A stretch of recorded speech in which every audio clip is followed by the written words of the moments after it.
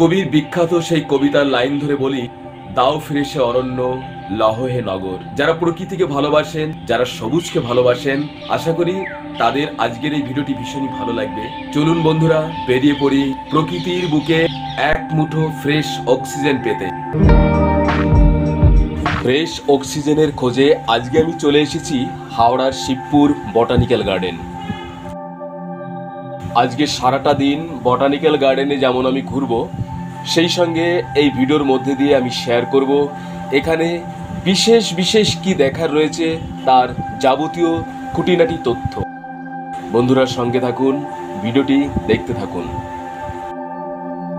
গেটে ঢুকতে বাদিকেই আপনারা দেখতে পাবেন এখানকার টাইম টেবিল, কখন খোলা থাকে কখন বন্ধ হয় সবকিছু এখানে রয়েছে। টিকিট কাউন্টার খোলা থাকে বিকেল 4টে পর্যন্ত। ভারতীয় নাগরিকদের জন্য টিকিটের মূল্য ধার্য করা হয়েছে 30 টাকা। ফরেনার অর্থাৎ বিদেশি নাগরিকদের জন্য টিকিট মূল্য ধার্য করা হয়েছে 300 টাকা। যারা স্টিল ফটোগ্রাফি করতে চান তাদের জন্য এক্সট্রা চার্জ লাগবে 60 টাকা। গার্ডেন ভ্রমণের জন্য রয়েছে প্রচুর গাইডলাইন বা ম্যাপ, আপনারা এটির সাহায্য নিয়ে অনায়াসেই ভ্রমণ করতে পারেন। কিভাবে আপনারা বটানিক্যাল গার্ডেনে আসবেন? বটানিক্যাল গার্ডেনটি হাওড়া জেলার শিবপুরে এমন একটি সুন্দর পরিবেশে অবস্থিত। এখানে আসার জন্য আপনারা হাওড়া থেকে প্রচুর যেমন বাস পাবেন, ধর্মতলা থেকেও রয়েছে বি গার্ডেনগামী অনেক বাস, রবীন্দ্র সদন বা এক্সাইড মোড় থেকেও আপনারা বি গার্ডেনগামী বাস পেয়ে যাবেন। তাছাড়া বারাসাত, নিউ টাউন বি গার্ডেনগামী বাসও এখানে রয়েছে।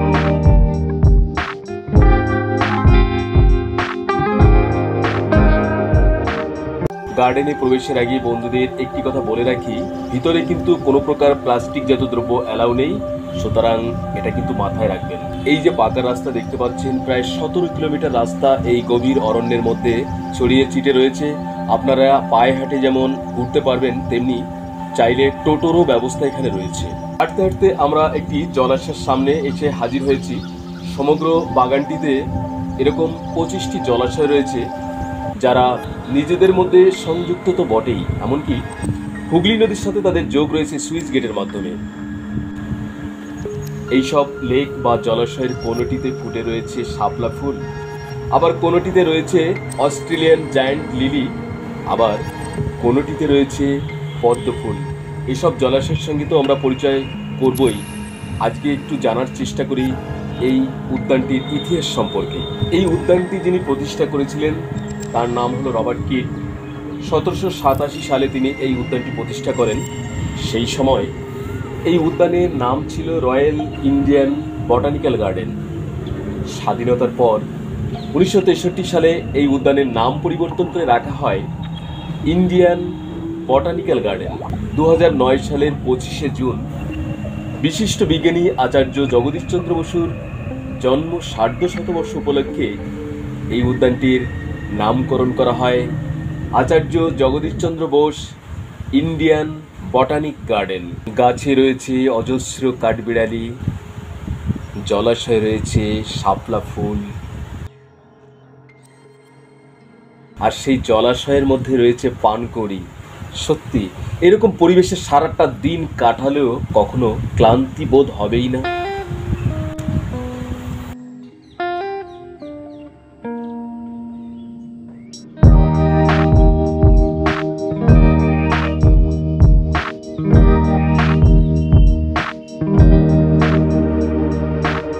আমরা এখন এগিয়ে চলেছি এই উদ্যানটির প্রতিষ্ঠাতা অর্থাৎ রবার্ট কিডের মনুমেন্টের দিকে। এটি হলো এই উদ্যানের সেন্টার পয়েন্ট। রবার্ট কিড 1787 থেকে 1793 সাল পর্যন্ত এই উদ্যানটির দায়িত্বে ছিলেন। এই স্মৃতিসৌধটি হলো উদ্ভিদবিদ রক্সবার্গের, যিনি রবার্ট কিডের পর 1793 সালে এই উদ্যানটির দায়িত্বভার গ্রহণ করেন।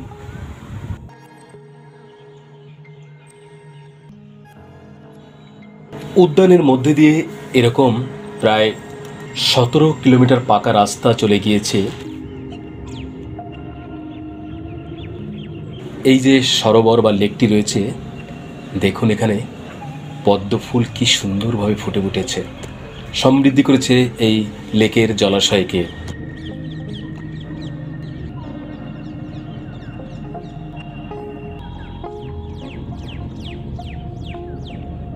আর এরকম মানচিত্র কিন্তু আপনারা এই উদ্যানের মধ্যে দেখতে পাবেন। এবার আমরা যাব সেই বিখ্যাত অস্ট্রেলিয়ান জায়ান্ট লিলির সরোবরে। শুধু কি লেকের মধ্যে রয়েছে জায়ান্ট ওয়াটার লিলি কিংবা পদ্মফুল তা কিন্তু নয়, দেখুন এখানে রয়েছে রাজহাঁস, যারা খাবার সংগ্রহ করছে তেমনি আপন আনন্দে সাঁতার কেটে চলেছে এই লেকের মধ্যে।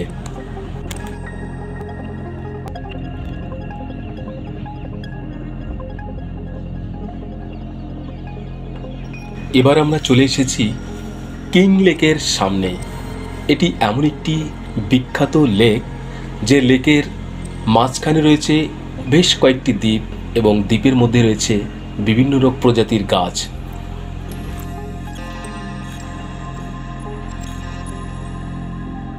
এই যে জলাশয়গুলি রয়েছে বাগানের বিভিন্ন দিকে ছড়িয়ে, যারা নিজেদের মধ্যে তো সংযুক্ত বটেই, এমনকি হুগলি নদীর সাথে তাদের যোগ রয়েছে সুইচ গেটের মাধ্যমে। এবার আমরা হাঁটতে হাঁটতে চলে এসেছি স্লিপিং ট্রির সামনে। এই বৃক্ষটি শীতকালে পাতা হারিয়ে এমন বিবর্ণ রূপ ধারণ করে যেন এর আর বাঁচার কোনো আশা নেই, কিন্তু তা নয় বন্ধু। দেখুন বসন্তকালে রূপ যৌবনে গাছটি কেমন রূপ ধারণ করেছে।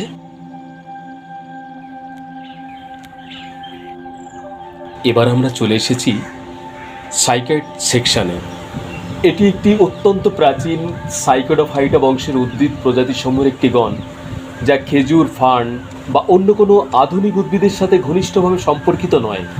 এরা চিরসবুজ বহুবর্ষজীবী, যা জুরাসিক কিংবা ক্রিটেসিয়াস যুগে তাদের সর্বোচ্চ বৈচিত্র্য অর্জন করেছিল, যখন তারা প্রায় সমস্ত বিশ্বব্যাপী বিস্তৃত ছিল। এবার আমরা চলে এসেছি লার্জ পাম হাউসের সামনে।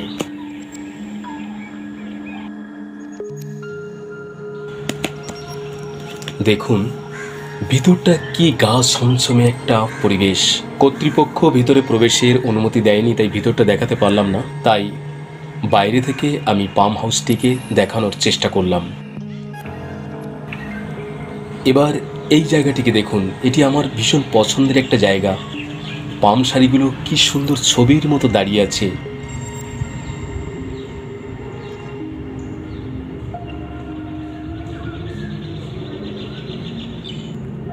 আর এই রাস্তা ধরে এগিয়ে গেলে সামনে রয়েছে গঙ্গার তীর। এবার আমরা যাব ক্যাকটাস হাউস।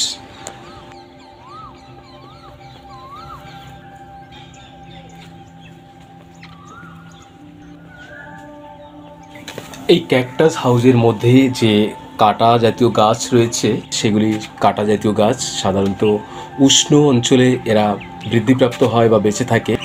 তাদেরকে বাঁচিয়ে রাখার জন্য এই ক্যাকটাস হাউস। এখানে বাইরের তাপমাত্রা এবং ভিতরের তাপমাত্রার মধ্যে একটা নির্দিষ্ট সমতা বজায় রাখার জন্য, আর এই গাছগুলিকে বাঁচিয়ে রেখে তাদের নির্দিষ্ট তাপমাত্রা বা পরিবেশ দেওয়ার জন্য কিন্তু এই পরিকল্পনা।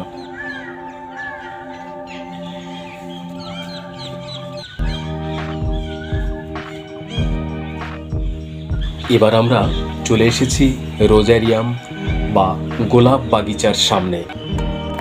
এখানে রয়েছে বেশ কয়েকশো প্রজাতির গোলাপের গাছ, যাদের চরিত্র এবং ফুলের কালারও বিভিন্ন।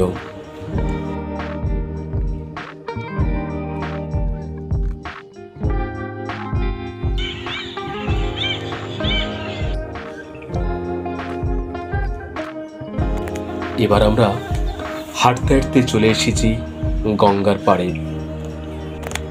এর পাশে বসে ঘন্টার পর ঘন্টা সময় কাটিয়ে দেওয়া যায় নীরবে, নির্বিঘ্নে, কোনো রকম ক্লান্তি বোধ হবেই না।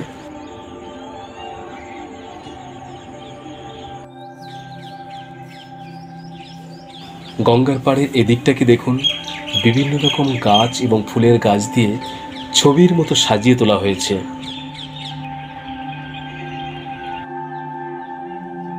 এবার আমরা চলে এসেছি হিবিস্কাস সেকশন। এই বাগিচায় রয়েছে হরেক রকমের জবা গাছ।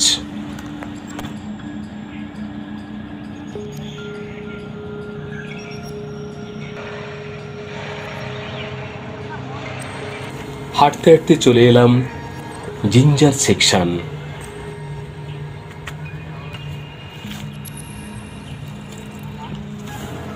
$273 একর জুড়ে থাকা এই বাগানের 1377টি প্রজাতির 14,122টি গাছ ফুসফুসের মতো কাজ করে এই ভূখণ্ডে। এখানে রয়েছে দেশি ও বিদেশি বিভিন্ন উদ্ভিদের সমাহার, তাছাড়াও বিভিন্ন দুর্লভ ও বিপন্ন প্রজাতির গাছ হয়ে রয়েছে এখানে। গাছপালার পাশাপাশি এখানে রয়েছে নানা রকম প্রাণীর বসবাস, বিভিন্ন পতঙ্গ, সরীসৃপ, পাখি। এই বটানিক্যাল গার্ডেন, এখানে যারা আসেন তাদের চোখে শিয়াল, বেজি, বিভিন্ন বিষাক্ত ও বিষহীন সাপ, কচ্ছপও নজরে পড়ে। এবার আমরা প্রবেশ করব বটানিক্যাল গার্ডেনের আকর্ষণীয় জায়গা নেচার ট্রেলের মধ্যে। নেচার ট্রেল অর্থাৎ প্রকৃতি পথ। এই গেটটাই হলো নেচার ট্রেলের গেট। নামটির মধ্যে বেশ একটা অরণ্য প্রকৃতি জড়িত। এখানে পৌরাণিক ধর্মগ্রন্থে বর্ণিত নাম অনুসারে রাস্তার নামকরণ করা হয়েছে।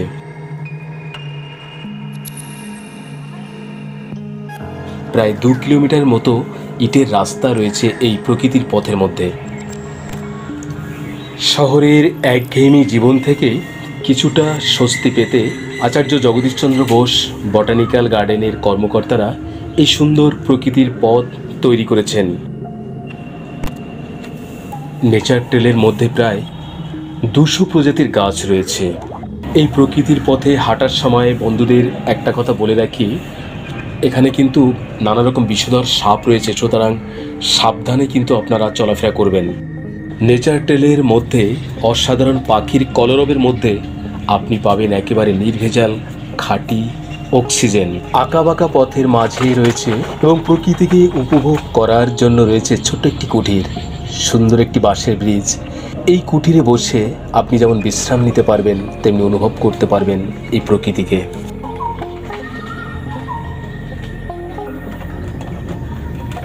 জঙ্গলে প্রবেশের পর আঁকাবাঁকা পথে হাঁটতে হাঁটতে জঙ্গল থেকে বেরোনোর রাস্তা খুঁজে পাওয়া বেশ কষ্টকর হয়ে পড়ে। তাই তো মনে হয় এটা যেন ভুল ভুলাইয়া। এখানে যারা আসেন তাদের চোখে শিয়াল, বেজি, বিভিন্ন বিষাক্ত ও বিষহীন সাপ, কচ্ছপও নজরে পড়ে। সেপ্টেম্বর থেকে মার্চ হলো এখানে আসার প্রকৃত সময়, কারণ এই সময় আবহাওয়া থাকে মনোরম, গরম থাকে না। এবার আমরা চলে এসেছি বটানিক্যাল গার্ডেনের বিখ্যাত সেই গ্রেট বেনিয়ন ট্রির সামনে। চলমান বৃক্ষ বলে বিখ্যাত এই গাছ উদ্ভিদ জগতের এক জীবন্ত বিস্ময়। এই গাছ গিনিস বুক অফ ওয়ার্ল্ড রেকর্ডে জায়গা করে নিয়েছে তার বিশাল বড় ছত্রছায়ার কারণে আর সবথেকে বড় পরিধির জন্য। গাছটির বয়স প্রায় 270 বছরেরও বেশি। 1864, 1867 এবং 2020 সালের মারাত্মক ঘূর্ণিঝড়ে বৃক্ষটি কিছু পরিমাণে ক্ষতিগ্রস্ত হয়েছিল। মূল কাণ্ডটি ছত্রাক দ্বারা সংক্রমিত হওয়ার কারণে এটিকে 1925 সালে বৃক্ষ থেকে অপসারিত করা হয়। বৃক্ষটির সামনে রয়েছে সুবিস্তৃত সবুজ প্রান্তর, যেখানে পর্যটকরা এসে সময় কাটান, খেলাধুলা করেন। বর্তমানে 18,918 বর্গমিটার বিস্তৃত এই বৃক্ষটির শীর্ষ পরিধি 486 মিটার এবং স্তম্ভমূলের সংখ্যা 4,208টি। এই গাছ যে পাতা ও ডালপালার বিস্তার করেছে তার পরিধি 450 মিটার, যা এই গাছটাকে একটা ছোটখাটো অরণ্যের রূপ দিয়েছে। বন্ধুরা, আমি শুরুতে বলেছিলাম যে এক মুঠো ফ্রেশ অক্সিজেনের খোঁজে বেরিয়ে পড়েছি। আশা করি আমি আপনাদের নিরাশ করিনি, আমি আমার কথা রেখেছি। এবার ঘরে ফেরার পালা। দেখা হবে অন্য কোনো ভিডিওতে, অন্য কোনো বিষয়ের উপর। ততদিনে আপনারা ভালো থাকুন, সুস্থ থাকুন। ধন্যবাদ।